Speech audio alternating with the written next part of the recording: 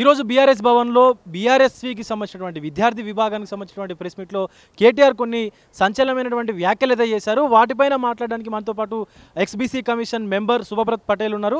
ఆయన తెలుసుకునే ప్రయత్నం చేద్దాం. అన్న నమస్తే. నమస్తే. ఇప్పుడు ఈరోజు కేటీఆర్ గారు మాట్లాడుతూ ఒరిజినల్ గాంధీ ఒకడైతే మొత్తం ఫేక్ గాంధీలు ఉన్నారని చెప్పేసి కూడా మాట్లాడిండు. దాన్ని ఎట్లా తీసుకోవచ్చు అన్న? డెఫినెట్గా కదా, దేశం అందరు కూడా తెలుసు కదా, గాంధీ పేరు చెప్పుకుంటా ఈరోజు దేశ స్వాతంత్రం కోసం గొప్పగా శాంతియుత మార్గంలో భారతదేశ స్వాతంత్రానికి కృషి చేసినటువంటి మహనీయులు మహాత్మా గాంధీ గారి పేరుని పెట్టుకొని వీళ్ళంతా కూడా ఇప్పటి కూడా ఆ గాంధీ నిజంగానే ప్రజలకు చాలామంది ప్రజలకు మొన్న సోషల్ మీడియా యుగం వరకు కూడా నిజంగానే ఈ గాంధీకు వాళ్ళ వారసులే మహాత్మా గాంధీ వారసులే అనే విధంగా ఈరోజు అందరు కూడా వీళ్ళు చెప్పుకుంటారు. ఒరిజినల్ వాళ్ళు ఎక్కడుండో ఎవరికి తెలియదు. గాంధీ సంతతి, గాంధీకి సంబంధించిన మన్మన్లు మునిమన్మన్లు ఏడుండో ఎవరికి తెలియదు. కానీ రాహుల్ గాంధీ వరకు కూడా ఈరోజు అదే పేరుని రాహుల్ గాంధీ, ప్రియాంక గాంధీ వీళ్ళు ఎవరు మారినా కానీ వీళ్ళ పేర్లు మాత్రం పేరు చివరన మొత్తం కూడా గాంధీ పెట్టుకునే వీళ్ళు రాజకీయం చేస్తుర్రు. అందరం చూస్తున్నాం. దీంట్లో ఏంటంటే ముఖ్యంగా తెలంగాణలో వీళ్ళు ఏదైతే గాంధీ పేరు పెట్టుకొని ప్రజాస్వామ్యం అని రాహుల్ గాంధీ చాలా పెద్ద పెద్ద మాటలు మాట్లాడతాడు, దేశమంతా తిరుగుతాడు, కాన్స్టిట్యూషన్ పెట్టుకొని ఒక పాకెట్ కాన్స్టిట్యూషన్ పెట్టుకొని భారత రాజ్యాంగాన్ని రక్షించాలని చెప్పేసి పాదయాత్ర కూడా మళ్ళా కూడా చేస్తున్నాడు. ఇంకొకటి, ఈరోజు సంవిధాన్కో బచావ్ అని చెప్పేది ఒక ప్రోగ్రామ్ మధ్యప్రదేశ్లో ఏర్పాటు చేస్తే మన తెలంగాణ సీఎం కూడా దానికి హాజరైనటువంటి పరిస్థితి అయితే ఉంది. ఇక్కడి నుంచి వెళ్ళినటువంటి పరిస్థితి అయితే సందర్భం కూడా ఉంది. ఎట్లా చూడవచ్చు అంటారు దీన్ని? మరి ఈరోజు అదే కదా ప్రజలు, తెలంగాణ ప్రజలు అడుగుతుంది ఏంది, ఈయన రాహుల్ గాంధీ ఏమో దేశమంతా కూడా చెప్తున్నాడు రాజ్యాంగాన్ని రక్షించాలి, ఈ మతోన్మాద పార్టీ బీజేపీ పార్టీతో మొత్తం కూడా రాజ్యాంగాన్ని మొత్తం తూట్లు ఊడుస్తున్నారు, రాజ్యాంగాన్ని కాలరాస్తున్నారు అనే ఉద్దేశంతో రాహుల్ గాంధీ గారు అక్కడ దేశంలో తిరుగుతుండు. ఈరోజు రేవంత్ రెడ్డి గారు ఏం చెప్పిండంటే, గతంలో ఆయన ఎన్నికల ముందు 6 గ్యారంటీలు కాంగ్రెస్ పార్టీగా ఇస్తే 7వ గ్యారంటీ ప్రజాస్వామ్యం నేను ఇస్తాను, ప్రజాపాలన నేను ఇస్తాను అని చెప్పేసి రేవంత్ రెడ్డి గారు హామీ ఇవ్వడం జరిగింది. ఆయన సొంత కాన్స్టిట్యున్సీలో ఏం జరిగిందో మొత్తం ప్రపంచం అంతా చూసింది.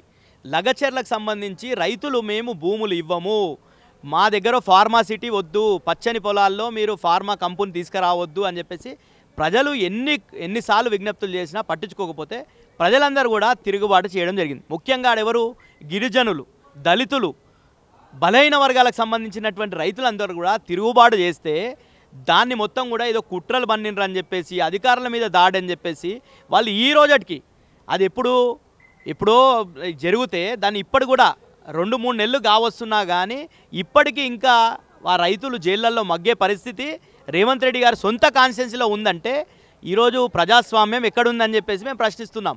ఈరోజు నువ్వు పోయి ఆడ మధ్యప్రదేశ్లోనో రాహుల్ గాంధీ సభలో పాల్గొన్నాడు కాదు, ఈడ తెలంగాణలో నీ దగ్గర అధికారం ఉంది, నువ్వు ఏం చేస్తున్నావు? దళితుల మీద, గిరిజనుల కోసం ముఖ్యంగా ఆ వర్గాలు రాజ్యాంగంలో ఇచ్చినటువంటి రక్షణలకు ఆధారపడి బతుకుతుంటాయి. అట్లాంటి రక్షణలు కరువైనటువంటి పరిస్థితి. దేశానికి సంబంధించినటువంటి ఎస్టీ కమిషన్ వచ్చింది, అదేవిధంగా మానవ హక్కుల కమిషను, రాష్ట్రానికి సంబంధించినటువంటి ఎస్సీ ఎస్టీ కమిషను, ప్రజాస్వామికవేత్తలందరూ కూడా ప్రజాస్వామ్యం మీద విలువలు ఉన్నటువంటి వాళ్ళందరూ కూడా విజ్ఞప్తులు చేసిర్రు, ఆ రైతుల మీద కేసులు ఎత్తేయాలి రేవంత్ రెడ్డి గారు అని చెప్పారు. కానీ కేసులు ఎత్తేయకుండా ఒక కేసు పెట్టేది కాకుండా ఒక కేసులో బెయిల్ వస్తే ఇంకో కేసులో ఈరోజు జైళ్ళలో పెడుతున్నాడు రేవంత్ రెడ్డి గారు. అదేవిధంగా అక్కడ ఉన్నటువంటి రైతులని భయభ్రాంతులకు గురి చేస్తున్నాడు. మీరు భూములు ఇవ్వకపోతే ఇంకా కేసులు పెడతాం, మిమ్మల్ని బతకనిచ్చే పరిస్థితి ఉండదని చెప్పేసే విధంగా భయభ్రాంతులకు గురి చేసి వాళ్ళతోని కన్సెంట్ లెటర్లు ఇప్పించే పరిస్థితి ఈరోజు కొడంగల్లో ఉందంటే ప్రజాస్వామ్యం ఏ విధంగా ఉందనేది మనం ఆలోచించుకోవాల్సినటువంటి అవసరం ఉంది. తెలంగాణలో కూడా గతంలో 10 సంవత్సరాలు కేసీఆర్ గారు పాలన చూసినాం. ఎప్పుడు కూడా ఇక్కడ 144 సెక్షన్ పెట్టలే కేసీఆర్ గారు. తెలంగాణలో ఎప్పుడు 144 సెక్షన్ లేదు. కానీ ఇక్కడ రేవంత్ రెడ్డి గారు వచ్చినటువంటి 10 నెలల్లోనే హైదరాబాద్లో 144 సెక్షన్ చూసినాం, సికింద్రాబాద్లో ఇంటర్నెట్ సేవలు బంద్ చేసిన చూసినాం, మారుమూల కొడంగల్లో లగచర్లలో కూడా ఇంటర్నెట్ సేవలు బంద్ చేసినటువంటి పరిస్థితి, ఎమర్జెన్సీ పరిస్థితి ఈరోజు తెలంగాణలో దాపరించిందంటే అది ఈరోజు ఇంద్రమ్మ రాజ్యం కాదు, ఇంద్రమ్మ ఎమర్జెన్సీ పాలనని రేవంత్ రెడ్డి గారు ఇక్కడ కొనసాగిస్తున్నాడు. అంటే ఇందిరమ్మ రాజ్యం అంటే ఎమర్జెన్సీ రాజ్యం అని చెప్పి అంటున్నారా మీరు? డెఫినెట్గా కదా. ఈరోజు ఎమర్జెన్సీలు ఏమున్నాయి? ఎమర్జెన్సీలో ఎవరికి మాట్లాడే స్వేచ్ఛ లేదు. ఈరోజు తెలంగాణలో ఏముంది, ఎవరైనా ఒక పోస్ట్ పెట్టే పరిస్థితి లేదు. ఒక పోస్టు ఈరోజు సోషల్ మీడియా వేదికగా ఎవరన్నా అసహాన్ని వ్యక్తిత్వం చేసే ప్రభుత్వం ఈ పథకాలు 6 గ్యారంటీలు ఎక్కడ పోయినాయి, 420 హామీలు ఎక్కడ పోయినాయి, మా రైతు భరోసా ఎక్కడ పోయింది, మా రైతు బంద్ ఎక్కడ పోయింది, ఇవన్నీ కూడా ప్రజలకు సంబంధించిన మద్దతు ధరలు ఏడున్నాయి, ఇవన్నీ కూడా ప్రశ్నిస్తే సోషల్ మీడియా వేదికగా ప్రశ్నిస్తే వాళ్ళ మీద కేసులు పెట్టినటువంటి చరిత్ర ఈరోజు రేవంత్ రెడ్డి గారికి ఉన్నది. అదేవిధంగా ప్రశ్నించినటువంటి రైతుల మీద కేసులు, ప్రతిఘటించినటువంటి రైతుల మీద కేసులు, బీఆర్ఎస్ పార్టీ ప్రశ్నిస్తుంటే, మా కేటీఆర్ గారు ప్రశ్నిస్తుంటే ఆయనను ఎన్ని రకాలుగా ఇబ్బందులు పెట్టాలి, ఎన్ని రకాలుగా కేసులు పెట్టి జైల్లో వేయాలనే ప్రయత్నం, కుట్ర ఈ రేవంత్ రెడ్డి గారు చేస్తుర్రు. ఇంకొకటి, ఇప్పుడు కాంగ్రెస్ ఎమ్మెల్యేలే, కాంగ్రెస్ కార్యకర్తలు కూడా కొంతమంది కేసీఆర్ చేసిన మంచిగా బాగుంది, ఆయన మెచ్చుకుంటుండ్రు, మన కాంగ్రెస్ వాళ్ళని తిడుతున్నారు. ఆయన అప్పట్లో రైతు బంధు అది మార్చి ఇచ్చినాం కాబట్టి, మనం రైతు భరోసా ఇస్తున్నాం కాబట్టి ఒక సీజన్ ఎగ్గొట్టినాం, మనం డుమా కొట్టినాం, ప్రజలు తిట్టుకుంటున్నారు గ్రామ సభల్లో కూడా అంటూ కొంత కేసీఆర్కు సుముఖంగా మాట్లాడినటువంటి పరిస్థితి ఉంది. ఎట్లా తీసుకొచ్చి దీన్ని? కేసీఆర్ గారికి ఫేవర్గా మాట్లాడే అవసరం వాళ్ళకి లేదు. కానీ వాస్తవాలు మాట్లాడేటోళ్ళు ఎవరైనా మాట్లాడాల్సిందే. ఈరోజు ఒక్క వాళ్ళ పార్టీ ఎజెండా పక్కకు పెట్టుకొని మాట్లాడితే కేసీఆర్ గారి పాలన ఏ విధంగా ఉండేది, రైతులకు సంబంధించి ఏ రైతునన్నా మీరు మైక్ పెట్టి అడగండి, చెప్తారు. మాకు 24 గంటల కరెంట్ ఉండే, మాకు పెట్టుబడి సాయం ఉండే, మాకు మంచి నీళ్ళు వచ్చినాయి, మాకు మంచి పంటలు కొంటే పంటల మద్దతు ధరకు పెట్టి కేసీఆర్ గారు కొనుగోలు చేసిండు. ఇంకేం కావాలండి రైతులకు? ఈరోజు అట్లాంటి పరిస్థితి ఈరోజు తెలంగాణలో ఉందా? తెలంగాణలో మొత్తం కూడా రైతు భరోసా ఇస్తాం. గతంలో రైతు బంధు కేసీఆర్ 10,000 ఇస్తే నేను 15,000 ఇస్తా అని చెప్పి రేవంత్ రెడ్డి గారు చెప్పారు.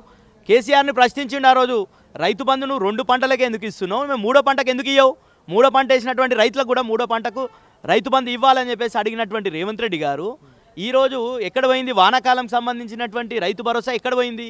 ఈరోజు ఈ ప్రభుత్వం వీళ్ళు ఇచ్చినటువంటి మాట ప్రకారంగా గతంలో కేసీఆర్ గారు ఎన్నికలకు ముందు వేయాల్సినటువంటి 5,000 రూపాయలు మాత్రమే ఆ రోజు రబ్బీకి సంబంధించి 2023 రబ్బీకి సంబంధించినటువంటిది 5,000 వేసిరు.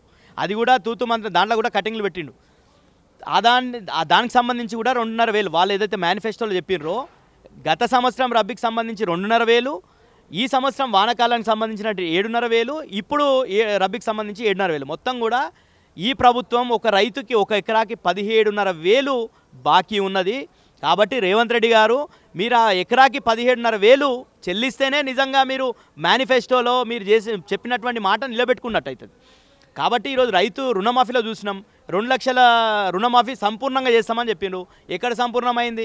ఆయన కొడంగల్ కాన్స్టిట్యున్సీలో చూసుకుందామా? ఏ గ్రామానికన్నా పోదాం. మా నాయకుడు కేటీఆర్ గారు పిలుపునిచ్చిండు, ఛాలెంజ్ చేసిండు, మీరు ఎక్కడికైనా పోదాం, ఈ 15,000 గ్రామాల్లో, తెలంగాణలో ఉండే 15,000 గ్రామాల్లో ఏ గ్రామాన్నా ఎంచుకోండి, ఒక మీడియా వేదికగా ఒక రచ్చబండ కాడ కూర్చుందాం. సంపూర్ణ రుణమాఫీ జరగలేదు, జరిగిందల్లా కేవలం 30-40% రుణమాఫీ జరిగింది. అది కూడా కాంగ్రెస్ పార్టీ కార్యకర్తలకు జరిగిందని మేము కూడా ఆరోపిస్తున్నాం. ప్రపంచంలో ఏ మూల ఏ క్షణం ఏం జరుగుతుందో వేగంగా తెలుసుకోవడానికి తొలి వెలుగు వాట్సాప్ ఛానల్ని ఫాలో చేయండి.